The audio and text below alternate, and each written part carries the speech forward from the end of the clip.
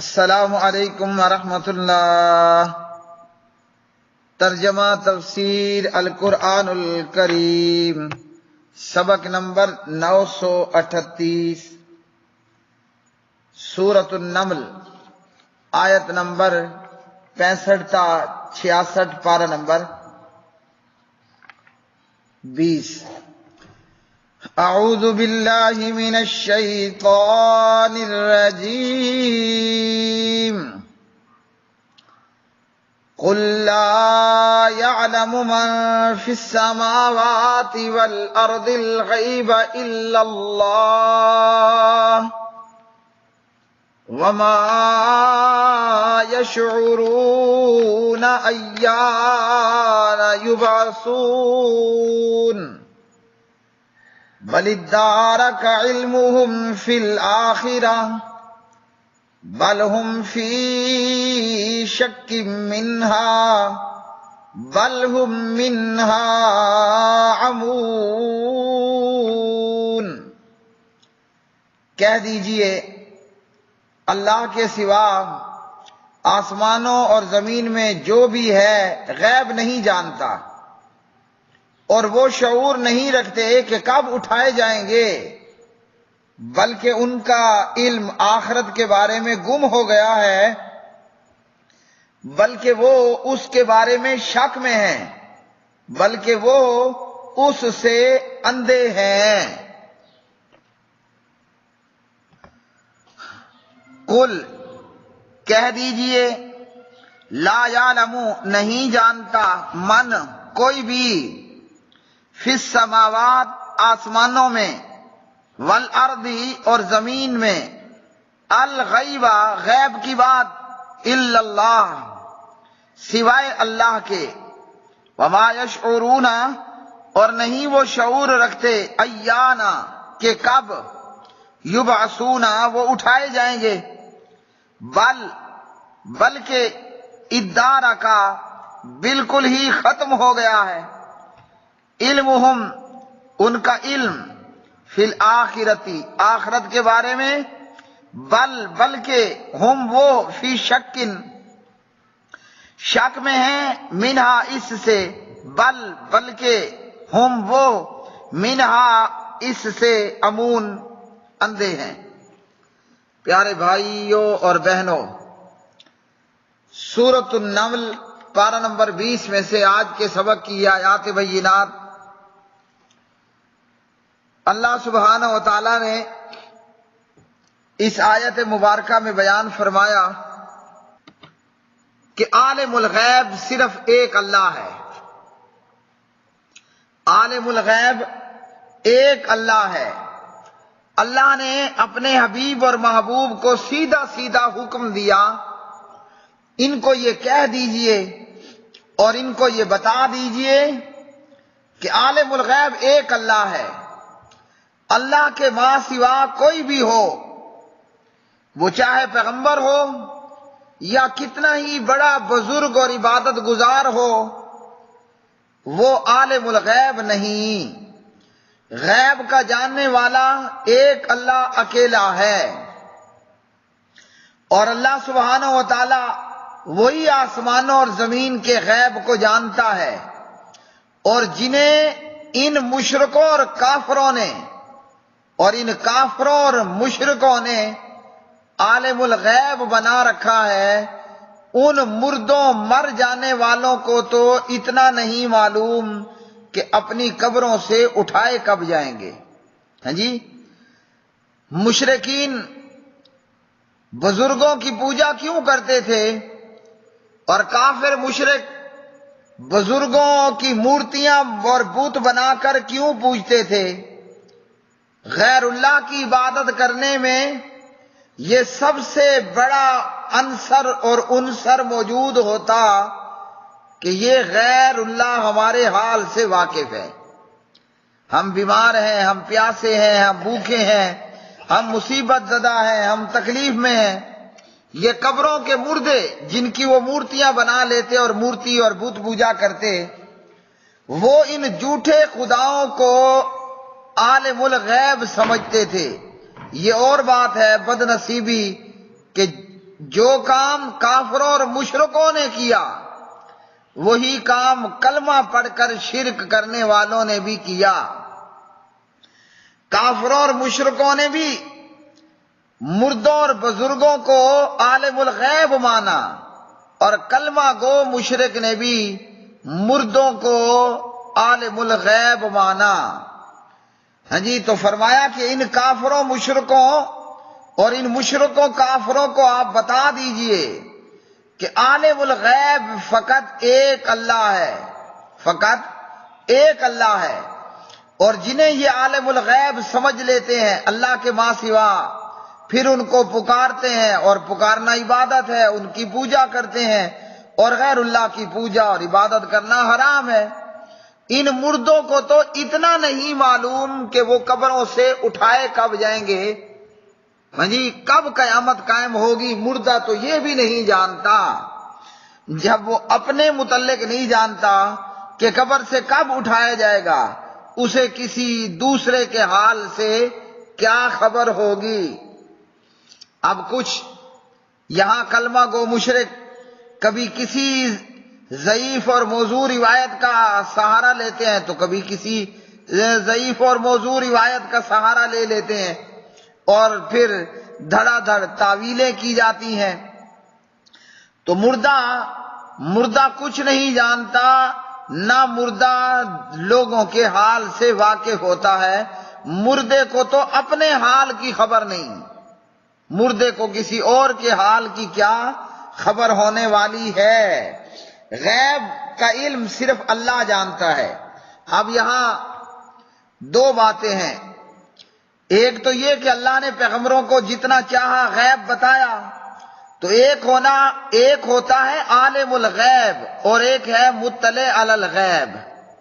ہاں جی، غیب پر اطلاع پانے والا یا مطلع علی الغیب، غیب پر اطلاع دیے جانے والا۔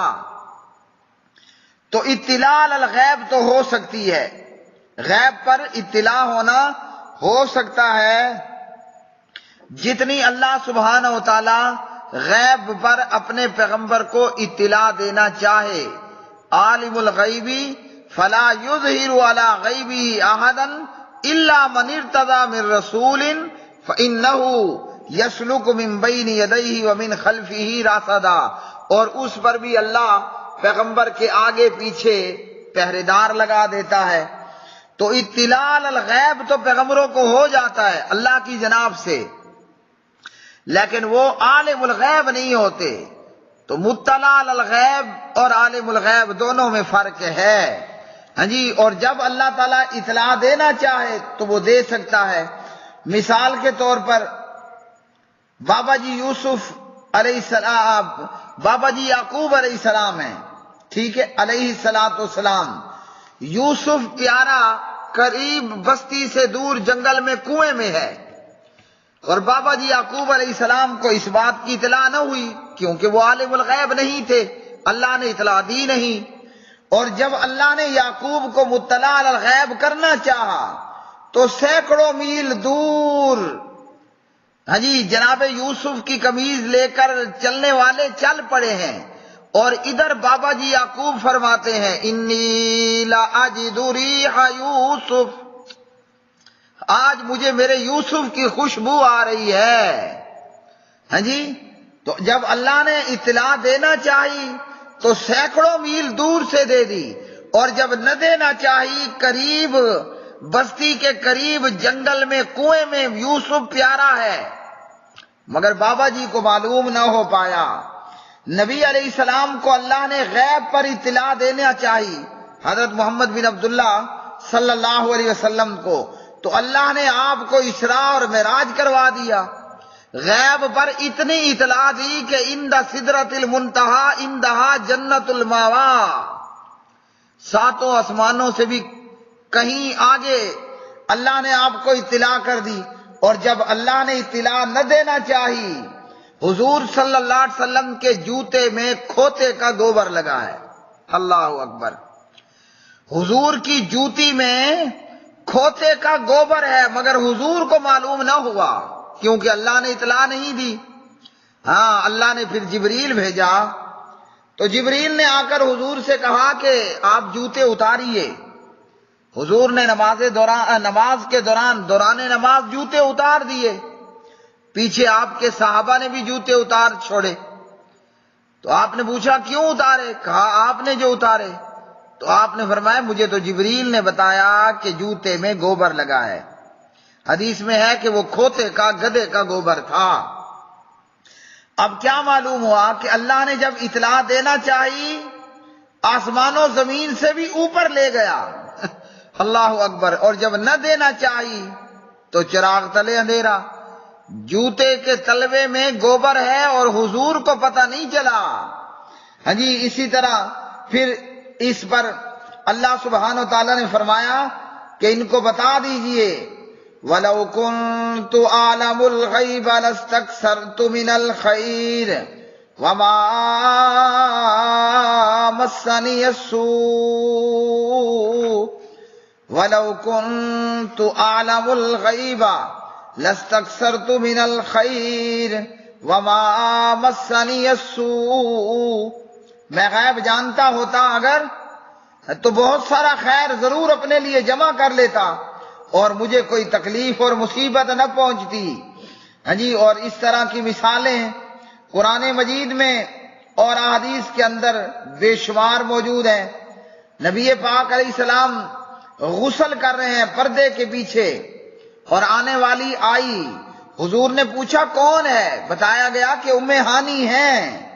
حضرت عائشہ کا ہار گم ہوا، حضور صلی اللہ علیہ وسلم کو معلوم نہ ہوا۔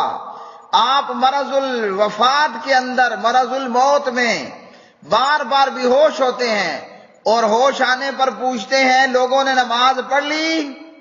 عرض کیا جاتا ہے کوئی نہیں پڑھی۔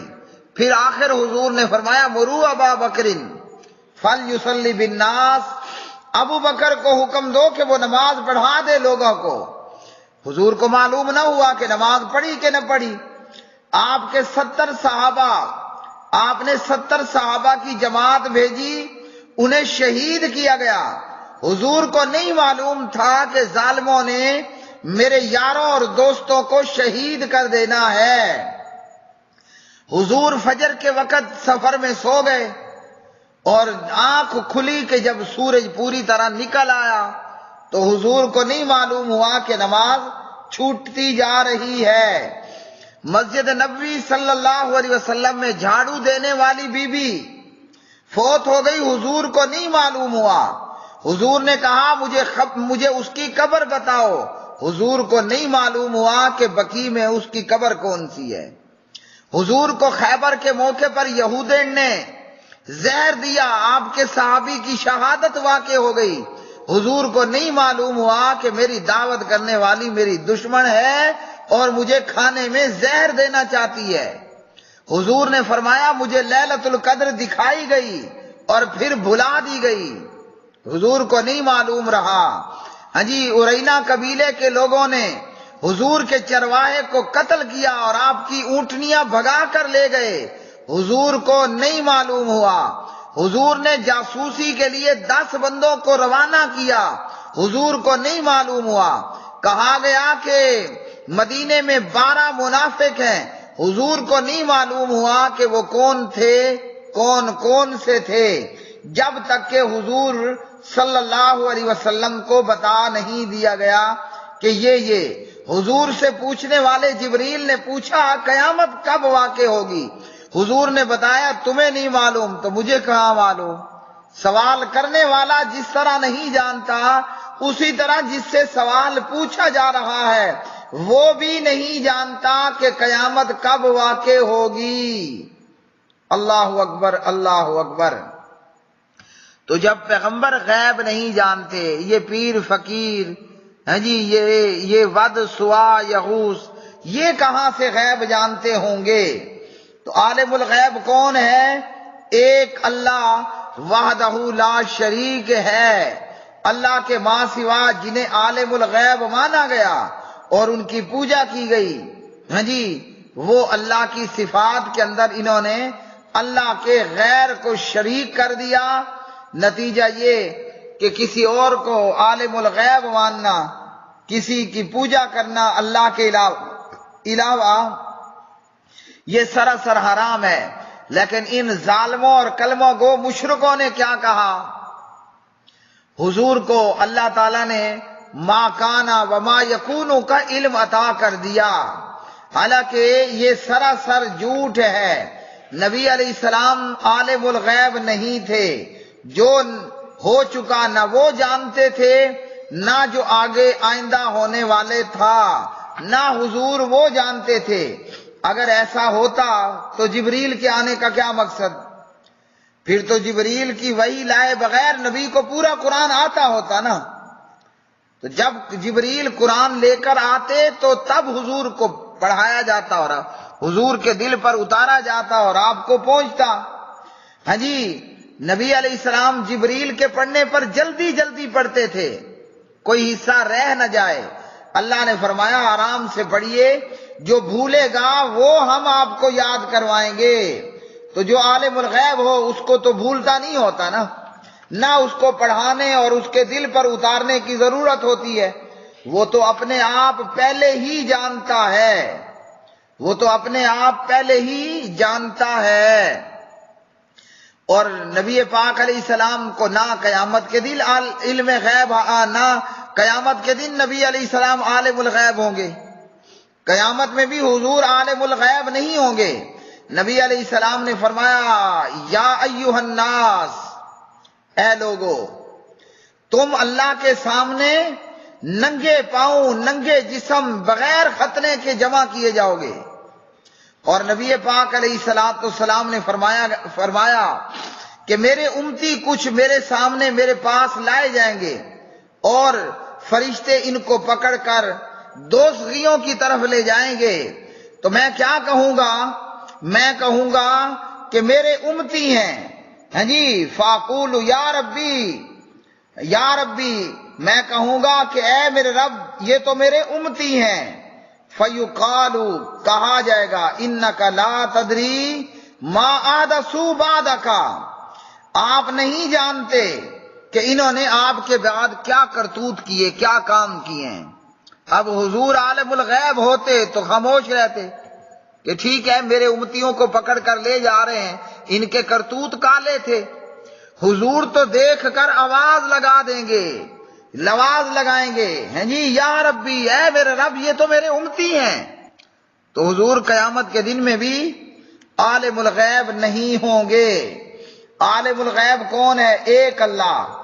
اور فرمایا کہ ان کافروں کا آخرت کے متعلق علم گم ہو گیا، یہ اس قیامت کے متعلق شک میں ہیں، قیامت کے متعلق یہ اندھے ہو چکے ہیں، مطلب کہ یہ قیامت کے منکر ہیں، مانتے ہی نہیں۔ اب جو نہیں مانتا وہ فکر کیا کرے گا؟ جو نہیں مانتا وہ قیامت کی تیاری کہاں سے کرے گا؟ تیاری تو وہی کرے گا جو قیامت پر ایمان رکھتا ہوگا۔ وآخر دعوانا الحمدللہ رب العالمین۔